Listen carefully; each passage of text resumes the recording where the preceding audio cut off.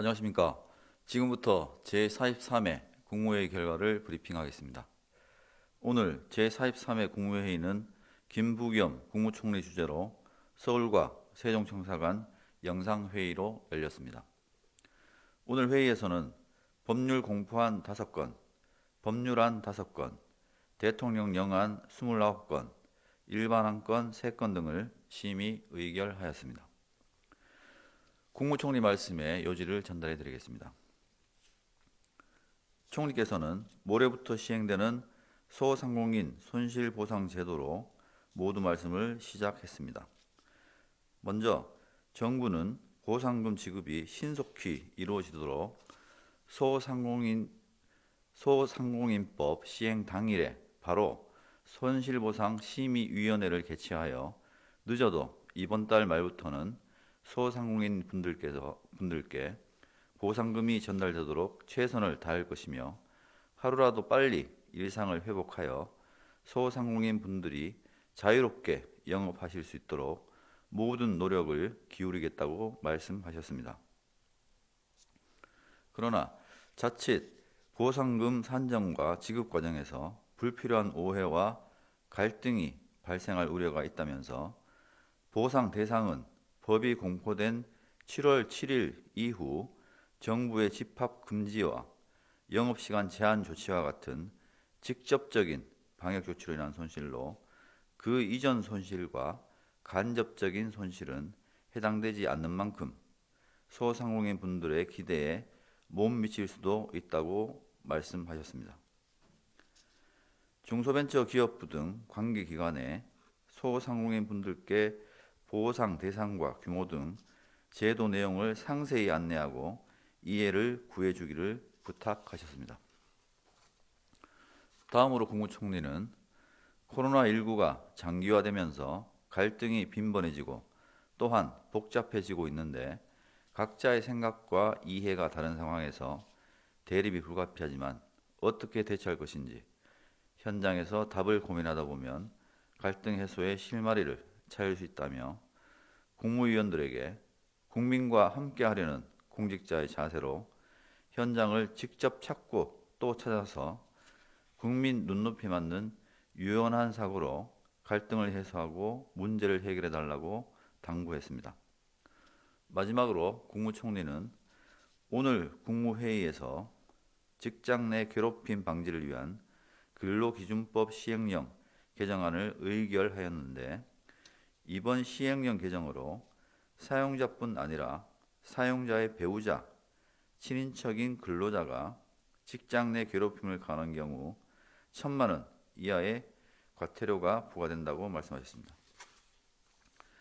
이미 직장 내 괴롭힘을 법적으로 금지하고 사용자에게 조치 의무를 부과한 지 2년이 지났음에도 여전히 많은 노동자들이 갑질 피해를 호소하고 있고 안타까운 죽음도 이어지고 있다면서 직장 내 괴롭힘은 노동자의 신체적, 정신적 건강을 침해할 뿐 아니라 인간의 존엄성을 훼손하는 행위로 반드시 뿌리 뽑아야 한다고 강조하면서 모든 말씀을 마쳤습니다.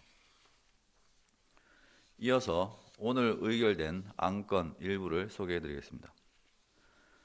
먼저 지방세 특례 제한법 일부 개정 관련입니다. 올해 12월 31일자로 효력이 만료되는 지방세 감면 대상 중에서 농업 경쟁력 강화, 국민의 안전한 생활 환경 조성, 서민 주거 안정 등 지방세 세제 지원이 지속적으로 필요한 분야에 대해서는 감면 기한을 연장하고 친환경, 신성장 기술 지원 등이 필요한 분야에 대하여는 지방세 감면을 확대하는 등 현행 제도의 운영상 나타난 일부 미비점을 개선하고 보완하는 내용입니다. 다음은 지방행정제재, 부과금의 징수 등에 관한 법률 일부 개정 관련입니다.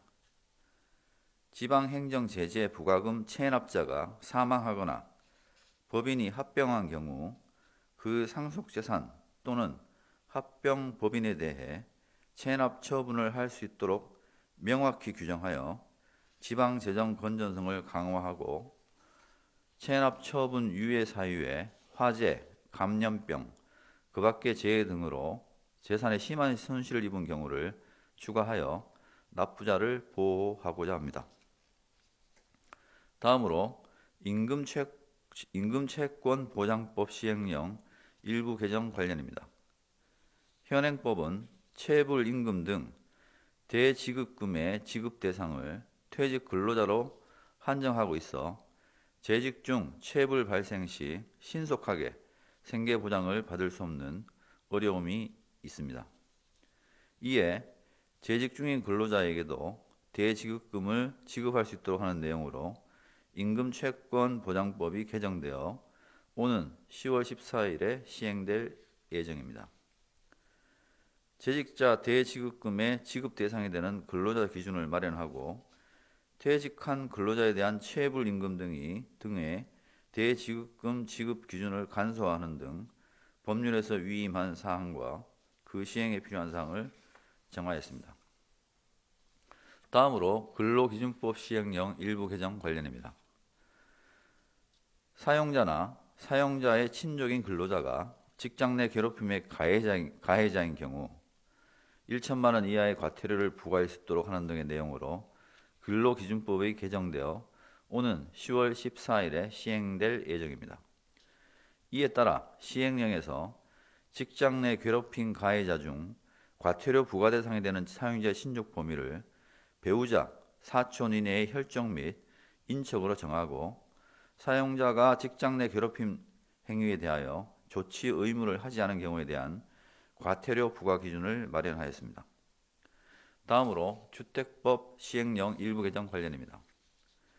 공공재개발에 따른 분양 가격은 인근 시세 대비 저렴하므로 전매 차익을 노리고 주택을 공급받으려는 투기 행위가 발생할 우려가 있어 이를 방지하고 실수요자가 주택을 우선 공급받는 여건을 조성하기 위해 공공재개발 사업으로 공급되는 주택에 전매 제한을 부과하는 내용으로 주택법이 개정되어 오는 10월 14일에 시행될 예정입니다. 이에 시행령에서 공공재개발 사업 주택의 전매 제한 기간을 분양가 상한제 적용주택의 경우와 동일하게 최대 10년에서 최소 3년으로 정하였습니다. 다음으로 화물자동차 운수사업법 시행령 일부 개정 관련입니다.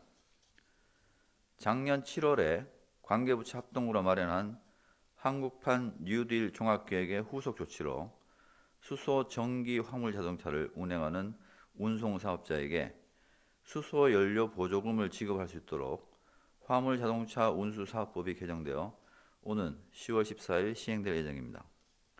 이에 수소연료 보조금의 지급 기준과 방법 및 절차는 유가 보조금에 관한 규정을 준용하도록 정하였습니다. 마지막으로 자동차 관리법 시행령 일부 개정 관련입니다. 자동차 제작자 등은 판매 전 자동차에 결함이 있는 경우 이를 시정 조치 후 판매해야 하고 결함 있는 차량을 시정 조치 후 판매하는 경우 그 사실을 구매자에게 고지하도록 하는 내용으로 자동차 관리법이 개정되어 오는 10월 14일 시행될 예정입니다. 이에 자동차 또는 자동차 부품의 결함을 시정하지 않고 판매한 경우에 대한 과징금 부과 기준과 판매 전 자동차 등의 시정 조치 사실을 고지하는 경우에 대한 과태료 부과 기준 등 법률에서 위임한 사항과 그 시행에 필요한 사항을 마련했습니다. 이상으로 브리핑을 마치겠습니다. 감사합니다.